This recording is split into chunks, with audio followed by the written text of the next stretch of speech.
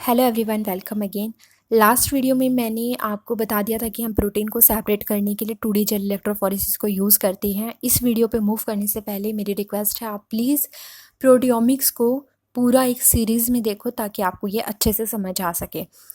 तो हम अब जो है, मैंने यहाँ तक आपको बता दिया था कि हम किस तरीके से प्लेट्स बनाते हैं। प्लेट्स में अपने 2 डायमेंशन को यूज़ करके प्रोटीन के सैंपल को सेपरेट करते हैं, फिर हमें स्पोर्ट्स ऑब्टेन होते हैं।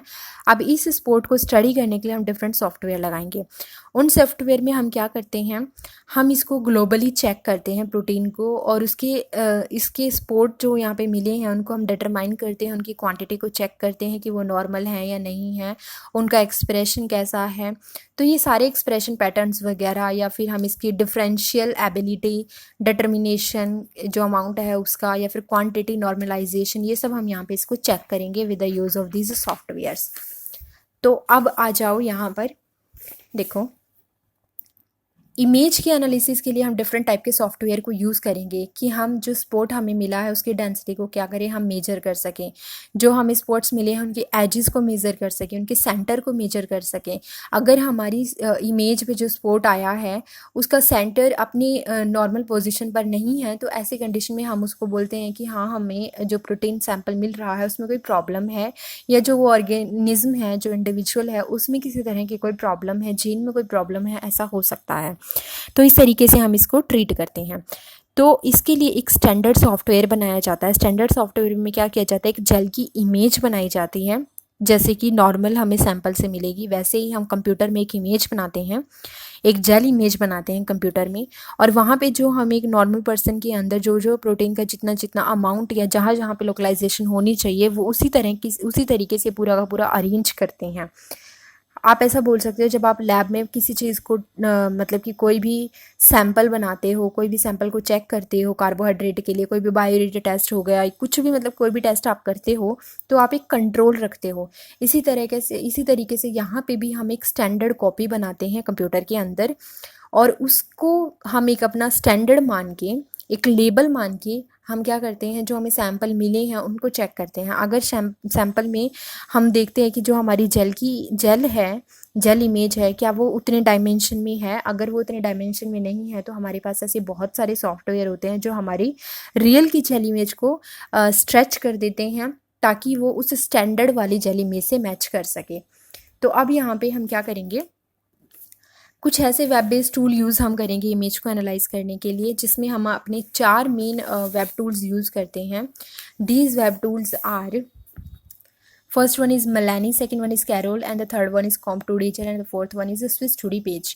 ये 4 ऐसे प्रोग्राम हैं जो हम यूज़ करेंगे। Melanie का क्या काम होता है, Melanie जो होता है वो कमर्शियली अवेलेबल होता है, कॉम्प्रिहेंसिव सॉफ्टवेयर पैकेज है ये।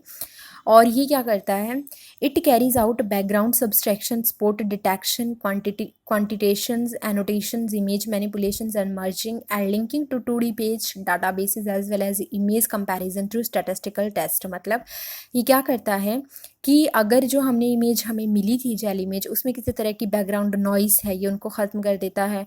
स्पोर्ट को अच्छे से डिटेक्ट करता है, उसकी क्वांटिटी को चेक करता है, उसमें किस तरीके की जीन एनोटेशंस है वो चेक करता है, इमेज में मैनिपुलेशंस अगर हुई हैं उनको चेक करता है, एक स्पोर्ट दूसरे स्पोर्ट के साथ अगर मर्ज हो गया है उसको चेक करेगा, और 2D पेज डाटाबेसेस जो हमने यूज़ करे होते हैं उनके साथ उसका किस तरीके से लिंक होता है, ये उन सबको चेक करता है। उसके अलावा हमने देखा था कि स्पोर्ट को कंपैरिजन भी हम कर सकते हैं जेल इमेज को, तो ये उनका कंपैरिजन में भी हमें हेल्प करता है with the help of mathematical tool.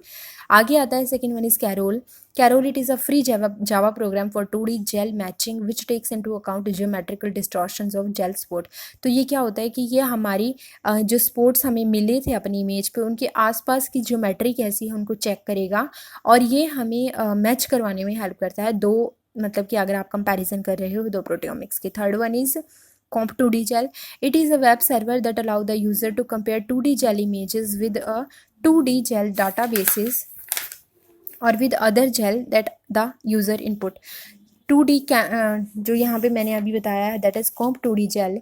तो कॉम्प 2D जेल का सिर्फ मेन काम क्या होता है, कंपैरिजन करना होता है, क्योंकि इसमें आप नाम से भी चेक कर सकते हो कॉम्प 2D जेल, मतलब कॉम्प जो है यहाँ पे रिप्रेजेंट करता है कंपैरिजन को।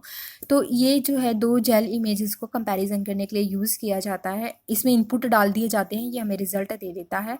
A percentage deviation of the images is obtained through super imposition of the image.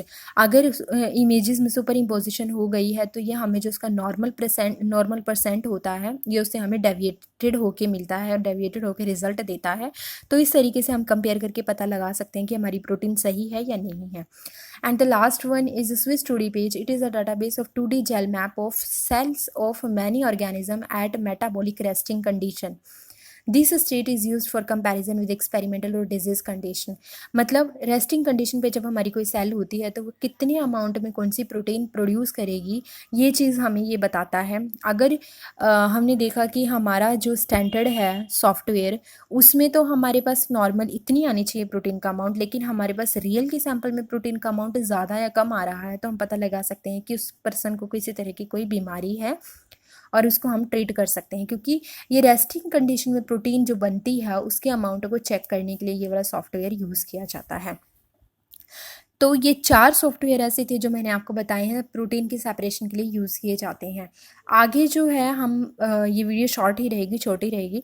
आगे जो है हम नेक्स्ट वीडियो में नेक्स्ट स्टेप की तरफ प्रोसीड करेंगे, that is identifying the individual protein after separation. हमने सेपरेट कर लिया है 2D जेल से प्रोटीन को, अब हम उसको आइडेंटिफाई करेंगे। आइडेंटिफिकेशन के लिए बहुत सारे टेक्निक होंगी, तो ये काफ़ी कॉम्प्लेक्स मेथड होगा, इसमें काफ़ी सारे लेक्चर जा सकते हैं और ये बहुत ज़रूरी है स्टेप समझना, क्योंकि अगर ये समझ आ गया तो आप इजीली आगे की तरफ मूव कर पाओगे, क्योंकि इसमें ऐसी ऐसी टेक्निक और सॉफ्टवेयर हैं जिनके बारे में हमें पता होना चाहिए। अगर हम प्रोटीन पे स्टडी कर रहे हैं, प्रोटियोमिक्स के साथ डील कर रहे हैं, तो ये वाला स्टेप जो है पूरी के पूरे प्रोटियोमिक्स में सबसे ज़्यादा कॉम्प्लेक्स स्टेप माना गया है, that is identification of individual proteins after separation. तो ठीक है, फिर नेक्स्ट वीडियो में मैं आपको बताती हूँ किस तरीके से हम आइडेंटिफाई करेंगे प्रोटीन को।